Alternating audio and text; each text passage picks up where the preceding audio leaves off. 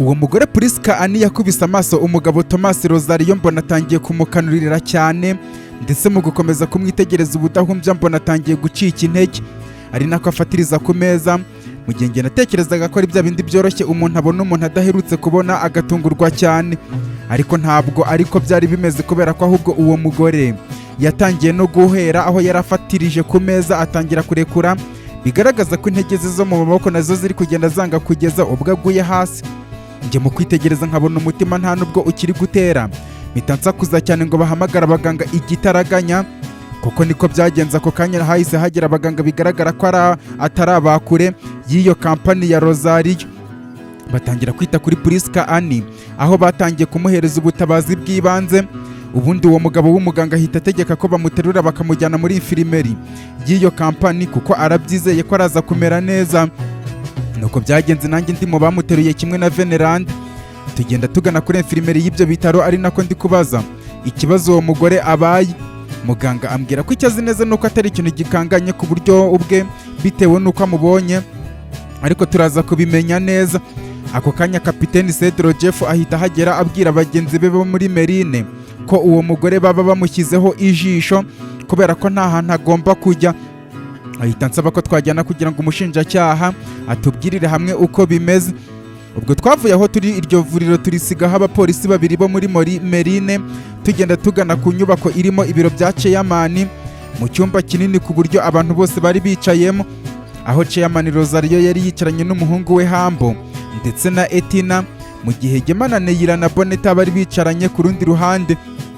Fernando yicaye iruhande rwa papa wacu Petro Lewis, Veneranda agenda basanga ngo yicare mu myanya iri aho hafi. Nanjye njya ku ruhande rurimo Ambasabine n'umushinjacyaha bari bicaranye, runariho umucamanza w'ubucuruzi muri Merine n'abandi bari kumwe. Nuko Kapiteni Cedro we akomeza guhagarara hamwe n'abandi bapolisi bari kumwe. Ubundi wa mushinjacyaha arahagarara atangira atubwira ati, nubwo ari uburyo butunguranye, ariko ikintu nzi neza nuko nyuma y'imyaka myinshi cyane hari umuntu uri kurya imitungo ataruhiye, mu gihe abayiruhiye bari kwicira isazi ku maso mu mihanda iyo ngiyo. Ariko byibura aka kanya twavuga ko ibintu bigiye gusubira ku murongo. Ushobora kwibaza impamvu ndi kubivuga gutyo nk'aho mbihagazeho neza ko ibintu bigiye gusubira ku murongo, ariko nta yindi mpamvu uretse kuba nk'ubushinjacyaha hari ibimenyetso dufite, nk'uko Kapiteni Cedro Jeff na mugenzi we Ambasabine babanje kubitumenyesha mbere y'igihe. Natwe tugakora uko dushoboye kugira ngo tubone ibimenyetso byose byo muri iyo myaka yashize byari biri mu rugo rwa Chairman Rosario. Aho mu kugerayo tugiye kubishaka twasanze aho Rosario yabikaga ibintu bye, harimo ibyangombwa nyirizina biriho imitungo ye, ndetse bibitse hamwe n'ibihimbano bigaragaza ko bihesha umugore witwa Priska Annie uburenganzira bwose ku mitungo y'umuryango wa Rosario. Gusa mu gucengera cyane nibwo twaje kubona uburyo byose byakozwemo, duhereye ku kuba harimo ukuboko k'umupolisi witwa Marike wari uyoboye umurenge turimo nonaha, afatanije n'abashinzwe irangamimerere ndetse n'imitungo. Aka kanya bakaba bamaze gutabwa muri yombi, aho nk'ubushinjacyaha ubwacu tugiye kubikurikirana. Bityo rero aka kanya ndagira ngo twongere duhe ikaze Chairman Rosario n'umuryango we mu byabo, tunabihanganishe ku bihe baciyemo iriya myaka yose, kandi bumve ko birangiriye ahangaha, kubera ko ibimenyetso byose dufite ntabwo bishobora kurengera barusahurira mu nduru bamuhemukiye muri ubwo buryo. Urisanga rero iwawe Rosario n'umuryango wawe. Ikindi ibindi turabikurikirana vuba cyane, ku buryo atari ibintu bishobora gutinda na gatoya, kuko bigomba kuva mu nzira, kuko harimo n'abatangabuhamya nk'uko Afande Cedro yabituzaniye. Umushinjacyaha yamaze kuvuga gutyo, abari aho twese twisanga twakomye amashyi, ariko kuri Rosario we ndetse na Hambo byari byabarenze cyane, kubera ko batari barimo kwiyumvisha ko byashoboka ko ako kanya baba bari aho ngaho. Cyane cyane kuri Hambo byari bitunguye cyane birenze urugero, yibaza niba ibyo byaba biri kuba. Abariho mbonera ko mu buzima bw'umuntu nta wagaciwe intege n'ikintu runaka, kuko mu by'ukuri mbere nta nubwo tuba tuzi ibihaduhishiwe. Ubwo umushinjacyaha yamaze kwicara twese mu mutuzo mwinshi cyane, bigaragara ko hagize ubura icyo avuga na gitoya. Mu kwiyandayanda kwinshi Rosario ahaguruka avuga ati, ikintu nzi neza nuko nzi uyu munsi gusa, ejo hashize ibyabaye ndabizi, ariko nabyo sinshobora kubihamya neza, kubera ko mba ntazi ngo ibyahabereye bizanzanira iki ejo hazaza.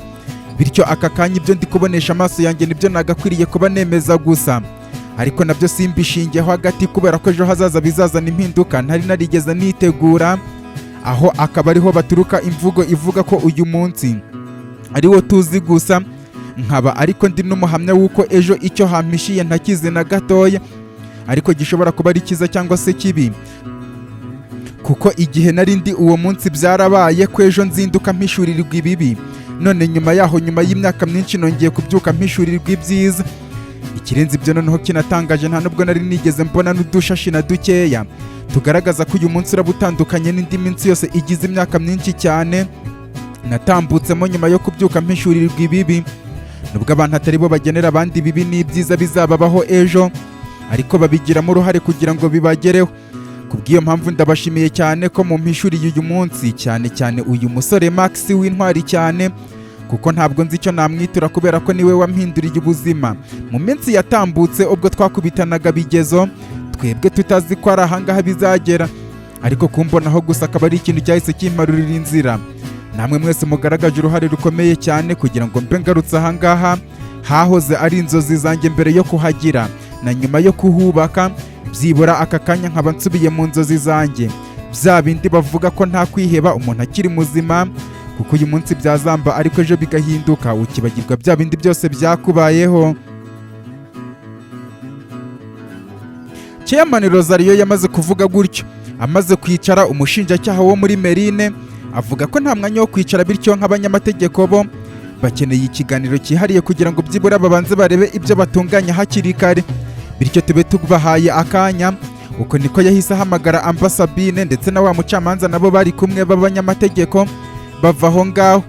Bamaze kugenda hahise hagera umugore bigaragara ko asa n'ukuze, adusuhuza tubwira ko ari sekreteri w'iyo kampani by'umwihariko wa Chairman, bityo nyuma yo kwakira amakuru aturutse ku mushinjacyaha aje kugira ngo atangire ayobore Chairman muri gahunda zose. Ako kanya Rosario areba papa wacu Petronile Lewis mu rwikekwe rwinshi. Papa ahita amuzunguriza umutwe amubwira ko byarangiye, ubu niwe barimo kuvugaho, bityo nta kintu cyo kwitinya gihari. Ako kanya Rosario arahaguruka, Petronile Lewis ahita asaba Hambo kumukurikira bakajya kubanza kureba uko bimeze, ubundi turaza kongera kubonana, kandi ahari akabazo kose baze kutubwira. Kapiteni Cedro Jeff ajya ku ruhande kuganira na bagenzi be b'amanyenyeri bari kumwe. Neyira na Gema bahita baza iruhande rwacu batubaza icyo uriya mugore yabaye. Mpita nsubiza ko nanjye mfite amatsiko menshi cyane, ariko byanga byakunda turaza kubimenya. Mpita mbwira papa ko uwo ari Veneranda twajyanye Iyope gushaka urukingo rwa IDVK virus, ndetse Veneranda mpita muhuza na papa wacu Petronile Lewis. Mu gutungurwa kwinshi cyane arikanga, basuhuzanya mwita Chairman amubaza niba koko ari muzima. Petronile Lewis ahita amushimira ku bufasha yatanze kiriya gihe, kubera ko ubwe ntabwo azigera byibagirwa, kuko yatabaye ubuzima bwe, kuko iyo ruriya rukingo rutabaho indwara y'agakoko yari afite ntabwo yari kuzayikira. Veneranda amusubiza ko we ari inzirakarengane, ibintu byose uwabishimirwa ni umukobwa Serita wabaye igitambo cy'ubuzima bwacu twese, kuko iyo adakora iriya misiyo aka kanya ntabwo ibi tuba turimo kubivuga. Veneranda yamaze kuvuga gutya abwira papa ko ari byiza kumenyana. Papa nawe amubwira ko ari byiza kumenyana, barekurana ibiganza. Veneranda ahita avuga ko yari afitanye gahunda nanjye yo kureba uko twigenza, ngo twumve uko umusaruro w'ibyo twagezeho duhesha agaciro abaturage bo mu gace batuyemo. Perezida Macron yagize inzirakarengane, ubu bakaba bamaze kwiyubaka neza cyane, bityo dukeneye kureba uko tujya kubiganiraho. Petronile Lewis avuga ko iryo jambo rivugitse neza, kuko nta mubyeyi utakwishimira no kurya ku musaruro witirirwa umwana we ngo yumve uko biba bimeze ubundi. Nubwo we yamaze gusogongeraho kenshi cyane, nuko Petronile Lewis na Veneranda nk'abantu bakuru muri twese bahita bahaguruka.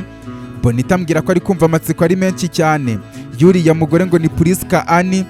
Kapiteni Cedro Jeff azatubwira ko yakiriye amakuru ko wa mugore yakangutse.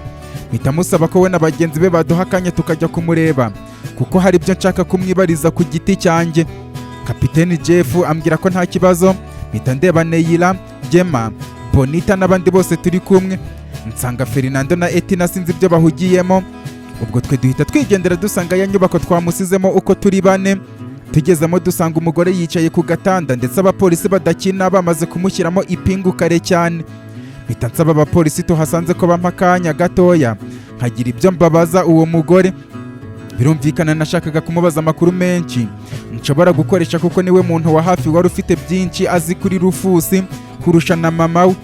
Nuko nkimara kumugera imbere mpita mubwira nti wihangane ku byakubayeho, ariko nizere ko ikintu cyatumye umera nk'utaye ubwenge ubwo wabonaga Chairman Rosario atari uko wahise utekereza ko agiye kukuvana muri kampani, ahubwo ari ikindi, ibyo akaba ari ko nabibonye, ndetse iyo akaba ari nayo mpamvu amatsiko yanyishe nkaba nshaka kukubaza ikibazo gihari ku buryo wahise umera kuriya. Namaze kubwira uwo mugore arandeba ndetse atamarira, ahanaguza ukuboko kutambaye ipingu, nuko amwenyura gake y'ubundi ahita avuga ati abantu benshi bakunze gutekereza ko twese nk'abantu dukunda imitungo kurusha nuko dukunda abantu. Siko bimeze, nubwo hari abayikunda kurusha abantu, ariko ntabwo ari bose. Inzira tunyuramo mu buzima bwacu zishobora kuduha amahitamo, tukazigenda twese dufite intego dushaka kugeraho mu buzima bwacu. Si n'ibyo gusa kandi, ariko ikintu kiba ku isi gisumba ibindi byose biba hano ku isi, ku buryo Imana ubwayo nayo yakise ko ari icyo kintu iranakiyitirira, gishobora gutuma urenga imbibi utagakwiye kurenga kubera kukirwanira. Icyo nta kindi kikaba urukundo, noneho urwo rukundo rukaza kugira ubukana bukomeye cyane iyo rutakiri rwa rukundo wifuza ku muntu runaka ngo akubere uw'ingenzi mu buzima, ahubwo rukaba rwa rukundo rumwe rukumbi ukunda umuntu wakuvuyemo mu maraso yawe, wakuvuyemo mu nda yawe, umwe wakuvuyemo mu kara kawe, ku buryo iyo utabaho uwo muntu atari kubaho. Icyo gihe intambara yose warwana uri kurwanira bene uwo muntu, nta n'umuntu n'umwe ushobora kumenya ko iyo ntambara urimo kuyirwana, kubera ko iyo hari n'ubwo ugenda uyirwana imyaka ibihumbi byinshi, ariko ababonye ingaruka zayo bakazibona ahubwo igeze ku iherezo, bakagira ngo mbere hose wahoze uri inzirakarengane. Ibyo akaba ari byo nanjye byambayeho ubuzima bwanjye bwose, aho intambara nayirwanya imyaka myinshi cyane, nkayirwana ikurikiye intambara narwanye, iyo noneho narwanye kuva mu buto bwanjye nk'umukobwa, noneho kuva iyo yo yaransinze ngahomba byose nari mfite, nta yandi mahitamo nari nsigaranye uretse kurwana ya ntambara noneho yo kwivana mu kababaro. Ndumva icyo ari cyo gisubizo naguha aka kanya musore mutoya nshobora kuguha ku kibazo warumbajije, ariko uburyo nkubwiye ko mu buzima bwacu bwa buri munsi turwana intambara zimwe, abantu ntibanamenye ko ziri kurwanwa, ahubwo bakazabimenya ari uko zigeze ku iherezo, niko nawe wa musore we utabasha gusobanukirwa igisubizo nguhaye uko waba uri umunyabwenge gute kugira ngo ubyumve rero neza, kuko ndabona wamaramaje ukeneye kumva ibingibi bikurikira. Narindi umwana w'umukobwa utuje, mfite umutima mwiza kandi nkunda buri muntu wese utuye hano ku isi, nk'abandi bakobwa bose cyangwa se abantu bose muri rusange, nanjye nkagira umutima wo kureba abantu nk'abishimira kandi nkanabiyumvamo, ariko bya bindi by'uko umutima ucagura umuntu wumva ko wamunezeza kurusha abandi igihe yaba amufite, nanjye uko niko byagenze. Maze kubona uko uwo nishimira nk'umwana w'umukobwa ariko ufite umutima, ndagenda negera mama wanjye ndetse na papa mbagezaho iyo nkuru, mbabwira ko babingiraho inama.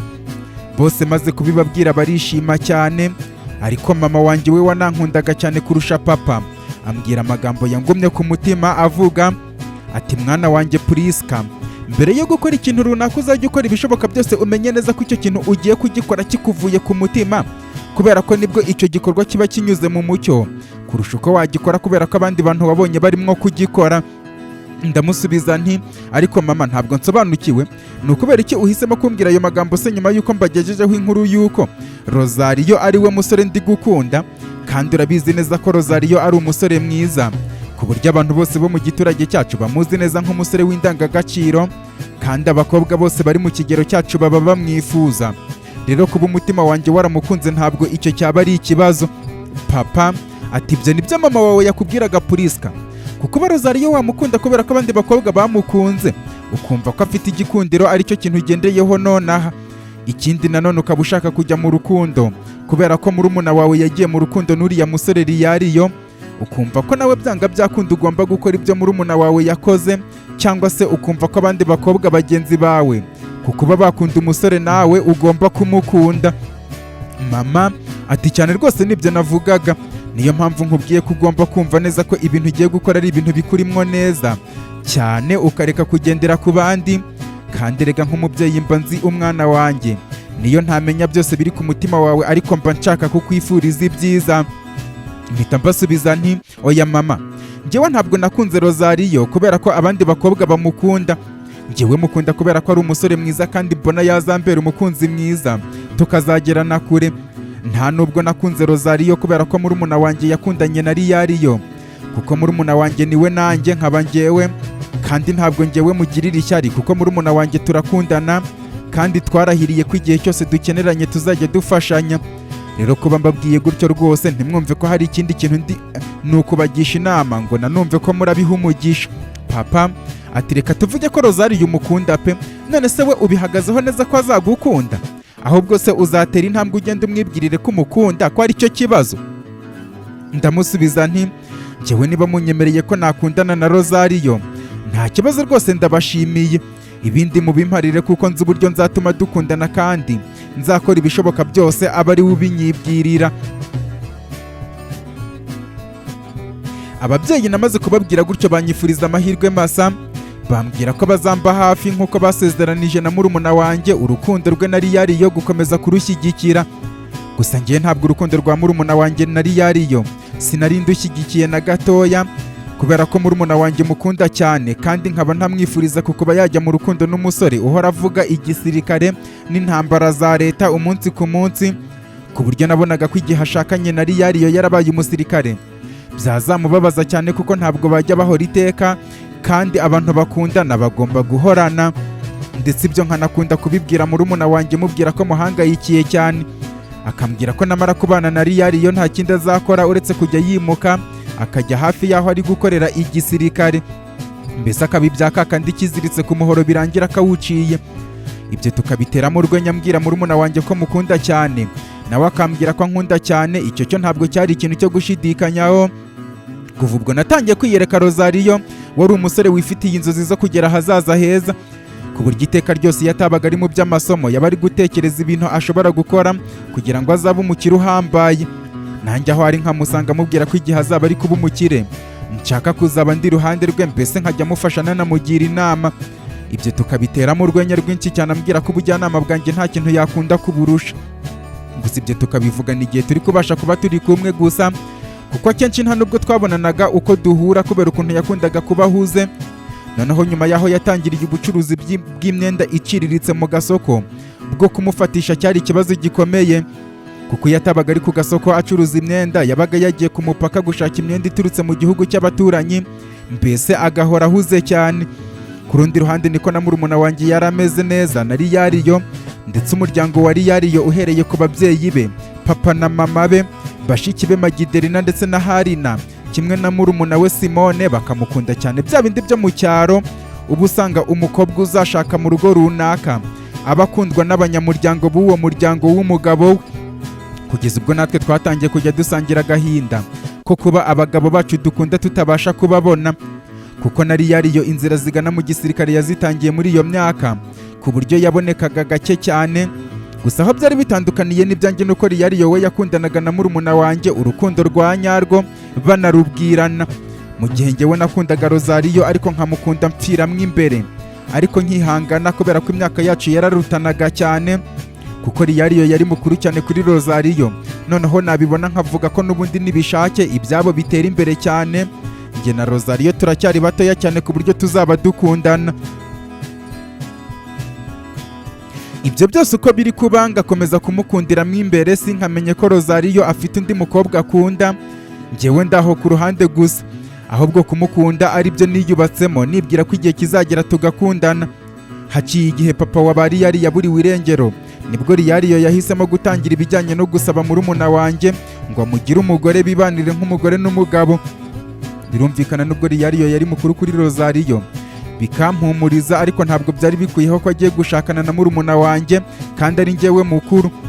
Ndetse kubera ko njye na murumuna wanjye twari tuziranye cyane, hari n'amabanga akomeye ubwacu tutabashaga guhishanya, ku buryo nk'ibanga rikomeye rya murumuna wanjye wisanze mu nzira zitari nziza zo gukunda abagabo cyane nararibitse. Urukundo mukunda nk'umuvandimwe rwari rwarampumye amaso, aho kugira ngo mugire inama zo kubivamo ahubwo nkamwifuriza kuryoherwa n'ubuzima kugeza igihe azashakanira na Riyario. Noneho murumuna wanjye wari muri izo nzira yaje kugiriramo ibyago bikomeye cyane, umunsi umwe umugabo yari yahuye nawe bagira ibyo batumvikanaho, bwa bugome buba mu bagabo, umugabo ahita ashaka kumufata ku ngufu, ndetse muri iyo nkundura aribwo mu buryo butunguranye Liyariyo wari mu gace atari mu kazi yaje gutabara ubuzima bwa murumuna wanjye wari uri gufatwa ku ngufu. Mu rwego rwo kubitwikira nkora uko nshoboye ndabihisha, ariko ababyeyi bacu baza kubimenya. Gusa Liyariyo icyo gihe ntabwo yigeze amenya ko murumuna wanjye inzira z'abagabo azigenda, ahubwo yagize ngo kwari ukumufatirana gusa, ndetse n'uwo mugabo akaba atanamuzi.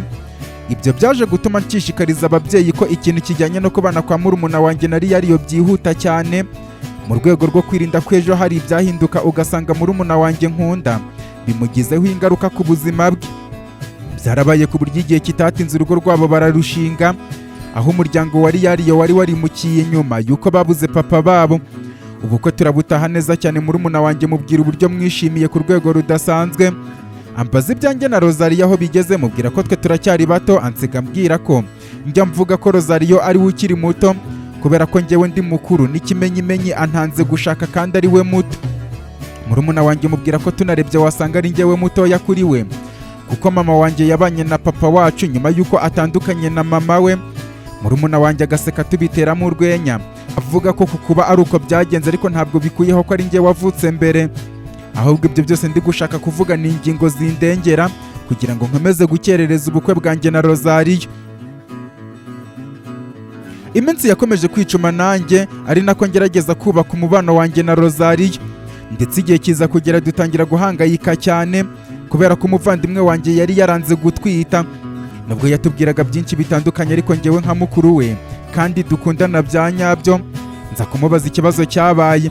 Mu guhangayika kwinshi cyane ansubiza ambwira ati Priska, ntakubeshye nka mukuru wanjye ngiye kukubwiza ukuri, ariko nk'uko abandi babitekereza ko njye n'umugabo wanjye dushobora kuba dufite ikibazo runaka cyangwa se ikindi, ku buryo ubu twakabaye kuba twaranabyaye, ariko ubu hakaba nta kimenyetso gihari. Ni ukuri si uko nguko bimeze, kuko uzi ko nta kintu na kimwe nshobora kuguhisha, ahubwo akantu kari kuturengera muri iyi minsi akaba ari kwa kundi abantu bashakana bakaba baretse kubyara wenda ngo bategereze igihe runaka, ariko ndabizi neza ko bitazatinda kuducishamo ijisho, kuko umugabo wanjye nanjye tumaze kubona ko kubyara biri kuba ikibazo. Twategereje ko ari uko ava mu kazi wenda mu minsi mibi, bituma duhindura imyanzuro yo kubonana, ku buryo yasabye impushya nyinshi akajya yirirwa mu rugo, ugasanga nk'ibyumweru 2 birashize bikikurikiranya, cyangwa se nanjye nkagenda aho akorera, ku buryo buri uko arangije akazi tubonana ukwezi kukicuma nta munsi dusibye cyangwa se iki, ariko bikaba byaranze, ku buryo ubu twamaze kwemeza ko aka kanya hagati yanjye n'umugabo wanjye Liyariyo harimo ikibazo. Gusa ibyo tumaze kubibona, Liyariyo nawe uramuzi, yaranyicaje arambwira ati mugore wanjye nkunda, mukunzi wanjye nkunda, humura ntiwumve ko hari igikuba cyacitse, ibintu byose biba hano ku isi Imana niyo ibigena, ku buryo nta kintu nkatwe nk'abantu dushobora guhinduraho. Iyo Mana ndimo kukubwira kandi ni nayo yagennye urukundo rwanjye nawe, igena ko ngomba kugukunda nawe ukankunda, bityo kuko ari nayo yabigenye nta kintu na kimwe gishobora guhindura urukundo rwanjye nawe dukundana. Ndabizi ko aya mezi yose umaze kubona nta kintu kiri kutubaho ngo wenda ubashe gusama, watangiye kwicira urubanza uvuga ko ntagukunda, ariko ngenda gukunda kandi ndifuza ko uburyo muri iyi minsi ishize watangiye kugabanya intambwe igana kuri njyewe. Wangarukira kuko ngukunda cyane, kuko niyo tutabyara, ariko ntabwo bikuyeho ko njye nawe turi umuryango.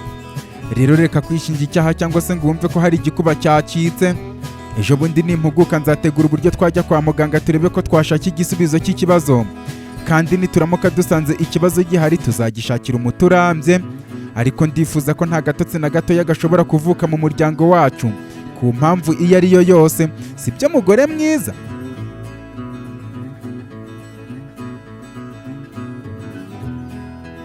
Priska we, umugabo wanjye Liyariyo yamaze kumbwira gutyo wagira ngo yari yaratangiye kunsoma ubwonko, kuko bwa mbere na mbere ubwo mbona ko tutari kubyara, njye nahise nishyiramo ko byanga byakunda nshobora kuba ari njyewe ufite ikibazo, byose nkabiterwa nuko nashakanye nawe kubera ko mfite inshingano kandi numva zose ngomba kuzishyira mu bikorwa. Rero byari byaratumye mera nk'ugabanije akarenge, ku buryo nashakaga mu buryo n'uburyo mera nk'umwihungishije mu masaha ya nijoro, nibaza ntise ubundi ndaba ndi kumwe nawe nitugira icyo dukora ntibigire icyo bitanga. Ariko kuri iyo nshuro yarandemye icyizere cy'uko tugomba gukomeza urukundo rwacu, ikirenze n'ibyo ngibyo yazanahuguka tukajya kwa muganga bakadupima tukareba niba ikibazo gihari ubundi tugashaka igisubizo kugeza igihe nzabyarira. Umusore mutoya murumuna wanjye yamaze kumbwira gutyo numva ibibazo umuryango wabo uri kunyuramo, gusa twese uko twari tuziriye Iyariyo nk'umusore w'indangagaciro kandi udashobora guhemuka na gatoya, byaranshimishije cyane kuko nanone murumuna wanjye amundatiye kuri urwo rwego, kuko byari bitumye uburyo mukunda nka muramu wanjye utunze murumuna wanjye bwiyongera, ku buryo hari n'ikibaye ababyeyi ari njyewe wabahamiriza ko Iyariyo ari umugabo w'indangagaciro. Iminsi yakomeje kwicuma ariko kuri njyewe nkabona nta kintu kirimo kugenda, kugeza ubwo naganiriye na murumuna wanjye mubaza icyo gukora, ambwira ko aka kanya inama yangira cyo gukora ari ibyo abandi bakobwa badakora kuko ni ubuzima bwanjye, ngende mbwire Rozariyo ko mukunda. Ibyo nabyumvise vuba cyane kuko kuri murumuna wanjye kumbwira gutyo yari ameze nk'uworosoye uwabyukaga, kuko nanjye nari mbikeneye cyane. Nubwo ntari nzi ko Rozariyo araza kubyakira, nariteguye neza cyane njya ku isoko aho yari yaranavuye gushyira imyenda ku biti, ahubwo asigaye yarimukiye mu isoko rinini rimwe batangamo imyanya. Rozariyo mubwira ko hari ikintu nshaka kumubwira, ambaza icyo ari cyo nduhutse umutima mubwira nti sinzi kuri bubyakire, ariko muri aka gace kacu kose niwe musore umwe rukumbi nkunda. Ni ibintu maranye igihe kinini cyane, ariko uyu munsi naje gufata umwanzuro uko ngomba kubikubwira hato ntazanakererwa ugasanga ndaguhombye. Namaze kubwira Rozariyo gutyo anshyira ku ruhande, ambwira adaciye ku ruhande na gato, yavuga ati Priska rwose ndakumva cyane, nubwo aka kanya aribwo mbashije gusobanukirwa impamvu wakundaga kunyitaho cyane kurusha abandi bantu, kumbe nuko wankundaga, ariko ikintu cyabaye nuko ubwo wanyitagaho nanjye nabikundaga cyane birenze urugero, ariko uko imyaka igenda yicuma indi gataha nkababazwa nuko mbona wagira ngo umubano wacu ushingiye ku bucuti gusa, kuko nta cyahindukaga. Byaje gutuma mbona ko ugomba kuba inshuti magara yanjye kurusha abandi, aribwo naje kugwa mu rukundo n'undi mukobwa. Muri iki gihe nkaba ndi mu rukundo nawe. Icyo nakubwira nuko rwose wakererewe, kuko ubu nta ntambwe isubira inyuma mfite ku buryo nabona urukundo nguha. Gusa nakubwira ko ubucuti bwacu byibura bwazakomeza kuko uri umuntu w'ingenzi mu buzima bwanjye, kuko wabinyeretse.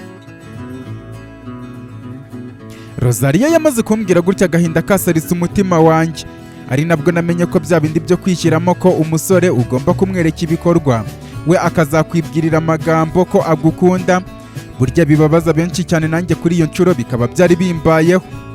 Agahinda kasaritse umutima wanjye ku buryo nahise ndahira ko ntazigera na rimwe nongera kurebana na Rozariyo mu maso. Ahantu hambere nahungiye ni kwa murumuna wanjye, ku buryo nahamaze ibyumweru 2 byose ari kunyitaho, ari nako ndi kugenda nanuka ku rwego rurenze urugero. Nyuma y'icyo gihe ni nabwo umugabo we Iyariyo yamubwiye ko agiye gutaha, akaza kumureba kubera ko yabonye ikibari ku kazi, kugira ngo bajye no kwipimisha kwa muganga barebe ikibazo baba bafite. Ni nako byagenze ku munsi wakurikiyeho bagiye kwa muganga. Mu marira menshi murumuna wanjye ataha arimo kurira, mu kumubaza ikibazo gihari ambwira ko basanze ikibazo ari we ugifite, kubera ko ngo nyababyeyi ye yaranyereye. Mu kwikanga kwinshi mujyana ku ruhande mubaza ibyo arimo kuvuga, ndetse n'uburyo umugabo we Iyariyo yabyakiriye. Ansubiza avuga ati Priska, aka kanya ntabwo wakumva akababaro mfite uburyo kangana, kuko nubwo nakunze Iyariyo cyane ariko urabizi ko namuhungiyeho nk'ubuhungiro, nyuma ya cya gihe wa mugabo arimo kugerageza kumfata ku ngufu. Ndetse yewe aka kanya nkaba ndi kwicuza cyane uburyo naje kwisanga muri ubu buzima bw'ikigare, natewe n'abakobwa n'abagore bagenzi banjye bafite abagabo b'abapolisi n'abasirikare, aho bakunze kumbwira ko ngo kubera ko nzashaka umusirikare byanga byakunda ngomba kwimenyereza abandi bagabo, kuko biragoye cyane gutegereza umugabo uzamara amezi arenga ataza mu rugo. Iryo rari ndigumane nkomeza kumutegereza. Noneho kubera ko nari mbizi ko Iyariyo azaba umusirikare, ingeso zo kujya mu basore n'abagabo ntangira kuzimenyereza atarananshaka, ku buryo ubwo uriya mugabo wamfataga ku ngufu hari habuze gatoya ngo Iyariyo amfate amenye amabara yanjye. Aka kanya bikaba bigaragara ko iki ari igihano Imana ubwayo iri kunyihera kubera kugendera mu kigare cy'abandi, none abanyoheje ubu bakaba bicaye bigaramiye babayeho neza, mu gihe njyewe ntazigera ngira umwana n'umwe kubera ibyo nishoyemo. Agahinda mfite aka kanya ntabwo ushobora kukumva. Murumuna wanjye yamaze kumbwira gutyo mbona ko ari bya bindi ushobora kugira ibanga ngo abantu ntibazabimenya, ariko Imana y'ubwayo ikabibizi cyane. ku buryo n'ubundi ariyo nyiri gutegura ibihano igomba kugushakira igihano. Ariko njye mpita mubwira nti muvandimwe wanjye Veronica, ndeba mu maso ndi umuvandimwe wawe Priska Annie, kandi isezerano ry'urukundo twararihanye umunsi duhura bwa mbere nk'abavandimwe ko tuzakundana kugeza gupfa, ndetse ikintu icyo ari cyo cyose cyashimisha undi tukabasha kugikorerana. Ari nayo mpamvu aka kanya ntifuza na gatoya kukuba natuma utikuzo n'icyubahiro muri rubanda, ndetse yewe n'inkuru y'uburyo ushobora kuba utabyara ntabwo nifuza ko yazigera igira umuntu n'umwe igeraho, yewe n'ababyeyi bacu. Bityo hari ikintu kimwe ngiye kugusaba, nukinyemerera nanjye ndagutambira igitambo. Namaze kubwira murumuna wanjye gutyo ambaza ikintu nshaka kuvuga, mubwira ko nifuza ko twava mu gace dutuyemo ndetse nkajya kubana nawe muri iyo minsi aho yakwimukira. Mubwira nti ndashaka ko uzasubira iwacu muri aka gace ufite umwana, ku buryo abantu bose bazabona ko wabyaye, na bimwe batekerezaga ko ushobora kuba utabyara bizahite bivuguruzwa. Bityo kubwo kuba wowe na Riyariyo mwamaze kumenya ko mutazabyara, saba Riyariyo ko akwemerera ko bizaba ibanga, ndetse muri iki gihe tuzaba twaravuye ino muri aka gace bazagira ngo waratwise urabyara, bityo icyo gihe azemera umwana uzaba ufite, ibindi uzabimparire. Namaze kubwira murumuna wanjye Veronica gutyo ambaza ikintu nshobora gukora, mwibutsa ko mukunda, mubwira ko azagambanira umugabo we Riyariyo akamwiba intanga akimara kubaka urubariro mu ijoro, ubundi azinzanire nzitere. Njyewe ubwanjye nzamubyarira umwana, ubundi azamwitirire mu rwego rwo kumukiza igisebo cy'abantu batekerezaga ko urugo rwabo rutazagira uwo mugisha. Murumuna wanjye namaze kumubwira gutya ambwira mu marira menshi, anyegama mu gituza atangira kunkubita udupfunsi two mu mugongo avuga ati ese Ani, koko ni igiki nagukoreye ku buryo uba wifuza kuntambira ibitambo bingana gutyo? Ese ni igiki nzakwitura ku buryo ibyo wankoreye n'ibyo nkorera kurusha n'ababyeyi bacu ngo nzabashe kukwitura koko? Veronica yamaze kumbaza gutyo mwibutsa impamvu ubwo namwakiraga mu maboko yanjye nk'umuvandimwe, uburyo namubwiye ko mukunda cyane, ari uko nta yindi uretse kuba nari nzi ko nta wundi muvandimwe nzagira kubera ubuzima bwa papa wacu.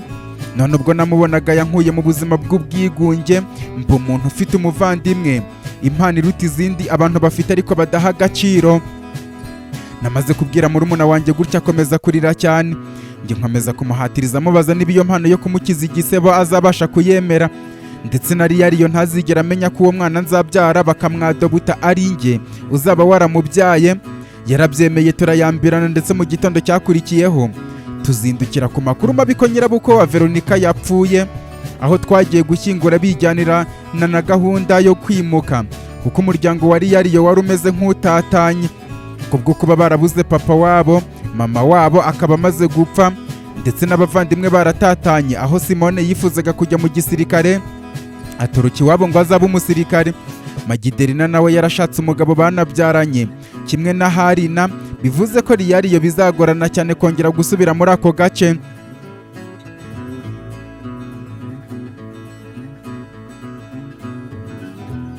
Twaje kwimukira mu gace kaho hafi naho Riyariyo akorera akazi ke, ndetse kuko bari begeranye cyane bakajya bakunda kubonana kuko yatahaga mu ijoro. Veronica aza kumpa intanga z'umugabo we Riyariyo ndazitera, dukomeza gutegereza. Maze kwemeza neza ko ntwite nibwo naje gusezera muri urwo rugo kuri uwo muryango, mfata inzira nsubira iwacu, ariko nkihagera kwihangana no kwihishira biranga neza.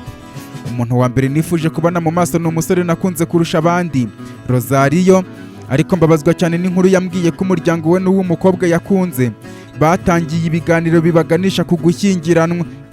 Rosariyo mubwira ko nashaka kwivanga mu rukundo rwe, ahubwo nifuza ko muri iyo minsi yamba hafi kubera ko ntwite, kandi nkaba ntwitiye undi muntu w'ingenzi mu buzima bwanjye. Aho yabyemeye, ndetse yewe akaza no kumpuza n'umukobwa bakundana, twese twibera inshuti. Ariko nubwo babonaga ko nshaka kuba inshuti nabo, njyewe siko byari bimeze, ahubwo nashakaga kwigarurira imitima yabo nyuma nkazabarimbura, kuko ikintu cyose kizatuma Rosariyo ataba umukunzi wanjye sinshobora kucyemera.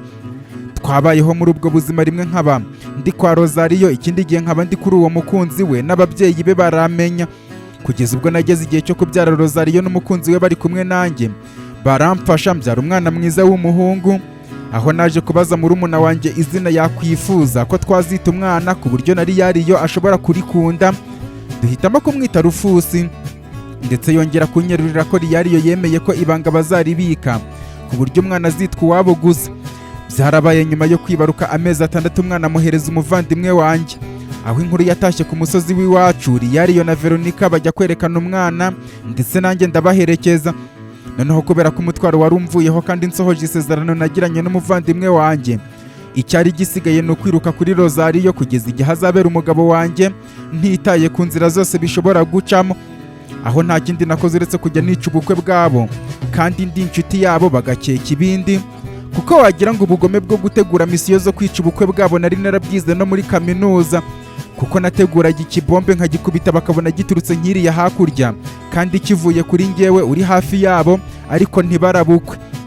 Uko ngenda nica ubukwe bakanyuzamo indi myaka ndetse yewe ku ruhande rwanjye nta nubwo nari nkitaye ku makuru y'umuvandimwe wanjye Veronika, umwana wanjye Rufusi na muramu wanjye Riyariyo, kubera ko gahunda yari yo kuzakora ibishoboka byose kugeza igihe Rozariyo azandongorera nkaba umugore we. Mbese nanjye ubwanjye nari meze nk'uwiyibagiwe, ariko bya bindi bitajya bihindura umugambi w'Imana. Nyuma y'imyaka irenga 12 nica ubukwe bwabo, byaje kurangira babanye. Bakora n'ubukwe nafuhiye cyane ku buryo nagerageje no kuba naroga uwo mukobwa mu bukwe, ariko birangira mbuze uburyo, kuko umupangu wanjye wapfubijwe n'abandi bakobwa twari kumwe twambariye uwo mukobwa, nubwo batari bazi ko ari byo bapfubisha. Byandiye ahantu mu buryo ntashobora kwibagirwa, kubera uburyo mvunitse imyaka irenga 12 yose, ariko bikaba bibyaye ubusa. Noneho bikomeza kundya cyane uburyo muri iyo myaka Rozariyo n'umugore we bazi ko ndi inshuti magara, akaba azi n'ibanga ryanjye ry'uko ndi mama wa Rufusi umwana wanjye. Nanjye muri ako kababaro aba aribwo ntangira kwibuka umuryango wanjye, aho nagiye menya amakuru ko papa na mama baje gutandukana. Birumvikana impamvu mvuze gutyo nuko Rozariyo mu iterambere rye, aho namukurikiraga hose yari yarimutse ava mu gace dutuyemo ajya ahateye imbere ngo akomeze ibikorwa bye abyagure, harimo no kugenda agura ubutaka n'ibindi. Mu gukurikirana amakuru ya Riyariyo na Veronika nza gutungurwa no gusanga burya nyuma yo guha Veronika umwana wanjye Rufusi atarigeze amukunda na gatoya nka nyina, bincengura umutima uburyo namutambiye igitambo ariko we akangambanira. Noneho icyambabaje kurusha ibindi n'uburyo muri uko kwanga umwana wanjye Rufusi, umugabo we Riyariyo wari warahinduye akazi yikorera ubutasi atigeze abimenya. Icyancenguye kurusha ibindi byose noneho ni uburyo Veronika yangeso yo kujya mu bagabo kurya atari yarayicitseho, ahubwo byaje kurangira atereranye Rufusi akajya yirirwa arerwa n'abaturanyi, biza kurangira agakoko gatera sida kamwisha. Mu kumenya ayo makuru nza gushakisha umwana wanjye Rufusi byibura ngo mwiteho, ariko mu buriri irengero burundu. Umuntu wa mbere wo gutakira nta wundi yari Rozariyo n'umugore we, ari nako nkomeza kubaryoshya cyane, kuko noneho ibyo byose byambabaje kuva kuri Veronika n'umwana wanjye Rufusi. Amakosa kamere yanjye yatangiye kumpatiriza kuyashyira kuri Rozariyo. Ubundi ndagenda mubikira inzika, mvugira mu mutima ko byanga byakunda ngomba gutuma abyishyura ku kabi nakeza, ndetse ibyo mu gukomeza kubyiyubakamo cyane aba aribwo ntangira gahunda yo gutuma yishyura ubuhemu bwose yankoreye, kukuva ntangira kumwirukaho tukiri batoya, kukugera kumwirukaho imyaka yose yatumye mpomba umuvandimwe wanjye Veronika ndetse na Rufusi umwana wanjye. Ndetse ikirenze ibyo nkaba narahombye n'urukundo rwe, kandi ari we muntu umwe rukumbi nakunze. Mvuga ko agomba kuzabyishyura igiciro cy'ubutunzi bwe n'iyo umugore we yahasiga ubuzima. Noneho uburyo nanjye muri uko kwiheba ari naho niyahuzaga inzoga ndetse n'abagabo, hakubitiraho uburyo ndi mwiza mfite ikimera abagabo benshi barangarira barimo n'abayobozi bakomeye. Nibwo naje guhura n'umupolisi wari ugifite amaraso ashyushye, wari uje mu gace turimo amfasha mu mupangu wose wo kuba nakwihorera kuri Rozariyo.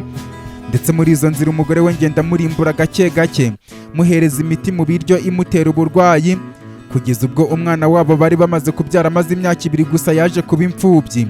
Ndetse sinarekera aho ngaho, kuko naranagambanye kuko uwo mwana ntamukundaga, kuko n'ubundi yari afite amaraso y'abampemukiye. Ngambana kumujyana mu muryango uzamufata ariko ukamutoteza, ndetse ibyo nza kubigeraho cyane rwose, kubera ko aho namukize nari nzi ko ari umugore w'umugome udashobora kumukunda, ndetse n'umugabo ntazabimenye kubera ko aba atari mu rugo. Muri make umugore ari gukurikira gahunda zose zo mu rugo. Ibyo sinongera no kubitaho umwanya, ahubwo nkomeza gukurikirana uko imitungo ya Chairman Rozariyo ngomba kuyijyana, kuko yari yaramaze kubigikomerezwa, kandi byose nza kubigeraho. Mu gihe Afande Marike yarazi ko nzajyana nawe kandi cyangwa se nkagira ikintu mugenera, ariko asanga ntari naramukize mu mupangu. Imyaka uko yakomeje kwicuma nibwo naje kumva ko umwana wanjye Rufusi asigaye aba mu Barewisi, ariko nkajya njya kumureba nk'umushoramari kuko nta buryo nari guhindura ko mama we ari uwazi n'amateka bafitanye, kugeza ubwo nagiye mubona abayeho ubuzima bwe ariko njyewe akamfata nk'umugore usanzwe, bikambabaza cyane. Ariko nubwo murumuna wanjye yambabaje ariko byibura nkomeza kurinda isezerano rye. Ariko ikintu ntari narigeze ntekereza na gatoya ni uko abicanyi nohereje kwica Rozariyo nyuma yo gutandukana nawe mwatse byose batakoze akazi nabahaye, kubera ko ubwo nabahaga akazi bagarutse bambwira ko bamaze kumwica ndetse bakaba banamucukuriye icyobo mu ishyamba ritagerwamo n'abantu ku buryo yabaye amateka. Ari nayo mpamvu mu kanya ubwo namukubitaga amaso nahise nikanga, umutima uranciguka, hatangira kubyiganiramo ibyo nakoze byose mbigiriye urwango mwanga, mushinja ko ari we watumye mpomba umwana wanjye Rufusi, umuvandimwe wanjye Veronica, ndetse n'urukundo namukundaga. Nkuko natangiye mbikubwira ko utari kubasha kumva uburyo abantu barwana intambara bacecetse zikaba zizwi nabo gusa, aka kanya nkaba mubonesheje amaso yanjye ndetse abo nkeka ko umusore nabonye basa neza nk'intobo ari wa mwana naciriye akobo, none Imana ikaba yaramuciriye akanzu, kuko bwa nyuma na nyuma yaje guhura na se, bakaba bagarutse ku isoko y'ubuzima bwabo.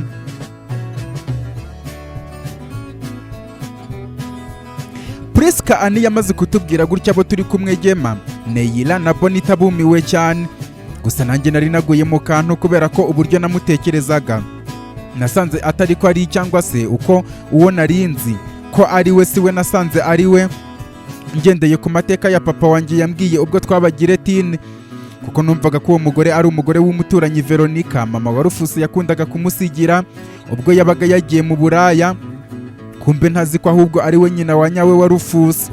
Aho nari yariyo ubwe wabaye inshuti cyane na sogokuru za Toromeo Lewisi, sogokuru Broni Lewisi ndetse na papa wanjye Petrini Lewisi, iryo banga akaba atarigeze aribamenera, bigaragaza ubwizerwa nk'uko Priska Annie yari amaze kubitubwira. Gusa ibyo kuba Veronica yarishwe na sida byo papa yari yarabimbwiye, ahubwo amakuru yari yarabwiwe na Rufusi nuko ngo Veronica yavuye iwabo bamwirukanye kubera ko yatewe inda agahita afatira na Riyariyo.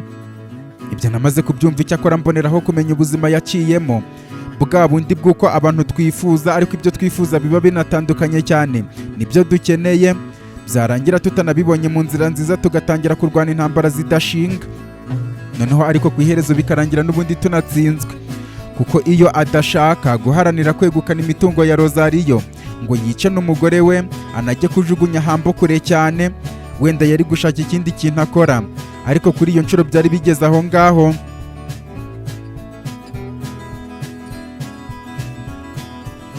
Nanone nababajwe n'ubuzima bwa Veronica, aho iteka abantu benshi barimburwa n'amagambo bagenda babwirwa ngo kubera ko umuntu mwashakanye ari umusirikare cyangwa se umupolisi ntabwo muzajya mubona umwanya wo guhuza imbunda na paradizo, bityo reka dutangire tubikorane n'abandi bantu ku buryo umugabo cyangwa se umugore wacu azajya aza ahuza natwe igihe twabonanye gusa. Bikaba byarangije ubuzima bwe nk'umukobwa yishora mu busambanyi, ndetse bya bindi by'ingeso ipfa nyirayo nawe apfuye, bikaba birangiye na Veronica iyo ngeso ayivuyeho ari uko apfuye. Muri uko kubitekereza nahise menya ko n'ubundi ubwo Priska Annie ari undi muntu uri mu buzima bwa Rufusi atari asanzwe azi kuko ari we nyina umubyara. Namaze gutekereza byose mushimira ku mwanya mpaye, ariko mubwira ko n'ubundi yitegure kuko ntabwo ibihano ashobora kubikwepa uko byagenda kose, kandi arashinjwa ibyaha byinshi birimo n'ibikomeye by'ubwicanyi kuko yishe umugore wa Rozariyo, ndetse yewe akaba yaranagerageje kwica Hambo na Rozariyo, bityo biragaragara ko ubuzima bwe bwo hanze ya gereza tayari bwamaze kurangirira aho ngaho. Namaze kumubwira gutyo Gema akomeza amwihanganisha ku byamubayeho, ariko ubwo inzira iragana aho atazongera kwisanzura ukundi. Nuko tuva aho ngaho tugeze hanze, Bonita avuga ko kuri iyi si hari abantu barusha ubunyamaswa inyamaswa. Kumva biriya bintu biramubabaje cyane, mubwira ko biriya ari mu byoroshye cyane bibaho yumvise, naho impamvu abonye tutanabitekerejeho cyane twebwe nuko dusanzwe tubimenyereye kubyumva. Gema muhita amuhereza urugero rw'uriya mugabo turi kumwe witwa Veneranda, aramutse yumvise ibye ubwoba bwamutaha n'ibyamubayeho we na mushiki we na Timote umugabo we babyaranye Viera na Vieri. Twaganiriye tugana aho twasize abandi, dusanga Ambasabine agarutse avuga ko bemeranije ko mu minsi 5 gusa iperereza kuri Priska Annie riraba rirangiye. Noneho urukiko rukakira ikirego kandi umucamanza nawe yemeye ko azaca urubanza rutabera, naho Priska Anne we agiye kujyanwa mu biro by'ubugenzacyaha bwa Merine. Kapiteni Cedro Jeff atubwira ko bagenzi be bakorera muri Merine bamaze kugenda, bityo akazi twari tuje gukora kararangiye. Ariko birumvikana Dani Marike nk'umuntu wakoze muri Merine bamuhaye utuntu two kumutamo cyane ku buryo bya bindi yarahangayikiye ko ibikomerezwa byo hejuru bishobora kumurekura byo rwose bitagishobotse. Petronile Lewis wari kumwe na Veneranda bahise batubwira ko Chairman Rosario aduhamagaye twese uko twaje kubera ko hari ikintu ashaka kutubwira, bityo twese twerekere. Ubwo bahise baduha ikaze tuzamuka tugana kuri etaje ndende cyane ku buryo twafashe asanseri kugera kuri foro ya nyuma, tuvayo dusohoka duhita tuzamuka ubundi tugera kuri cya gisenge cy'inyubako hejuru, ahantu umuntu ahagarara akitegereza umujyi wa Merine neza cyane. Twese mu gutungurwa dusanga Chairman Rosario yamaze guhinduka we n'umusore we Hambo, aho bambaye imyenda myiza cyane igizwe n'utuntu tw'udukote. Etina agenda yambira Hambo mu byishimo byinshi cyane, ariko mbona Fernanda kameze nk'aho kamuriye ahantu.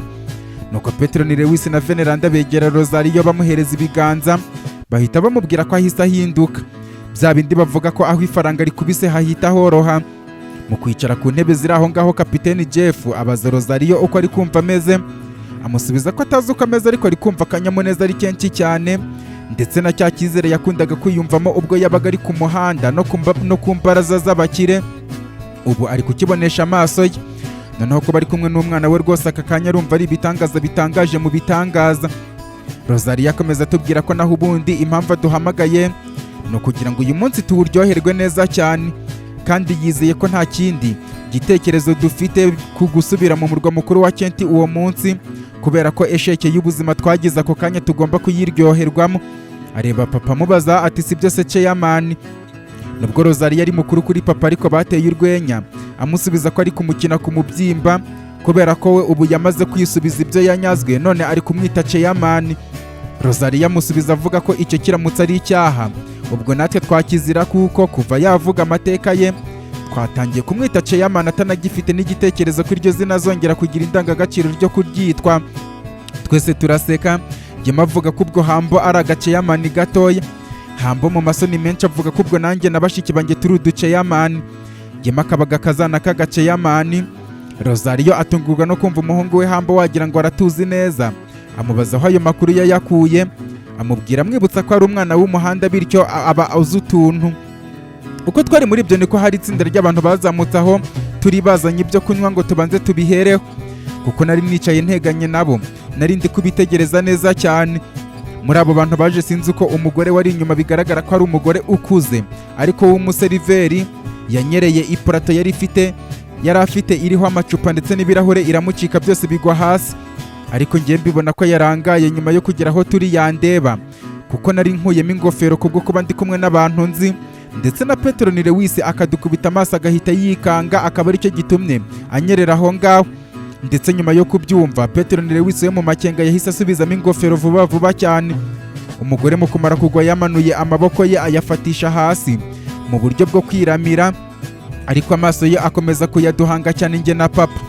Wa mugore waje avuga ko ari sekreteri wa Chairman wari waje imbere yabo ahita atangira gutuka uwo mugore uguye nabi, amutuka amazina mabi cyane ateye ipfunwe, bigaragara ko rwose ari kumusebya kandi anamuruta mu myaka. Kugera ubwo Chairman yahise abwira sekreteri we ati, sekreteri urumva nta soni ufite koko? Nta no kwiyubaha imbere y'abashyitsi? Uko niko mwakira abashyitsi baza babasanga? Ubu siko uriya mubyeyi yakoze nirihe ku buryo wowe utarikora? Sekreteri ati, njye ndi kumubwira gutyo kubera ko yagombaga kugenda neza kugira ngo ubone ko akazi tugakora neza. Rosario ati, kunyereka se ko akazi mugakora neza kurusha uko mwagakora neza bimaze iki?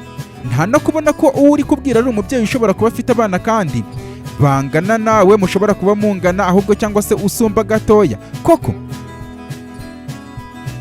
Rosario yamaze kuvuga gutyo Bonita na Gema bajya kwegura wa mubyeyi, ariko njyewe ijisho ryanjye ryari ryamugumyeho, ndetse uko mureba akari nako nawe andeba. Bigaragara ko nta kabuza ari gukomeza kunyitegereza cyane nta gushidikanya. Bonita na Gema bamaze kumwegura, umugore yahagaze nk'igiti atari kubasha kunyeganyega kugira ubwo twese tubibonye. Rosario amaze kubibona ahita ahaguruka agenda amusanga amukozeho.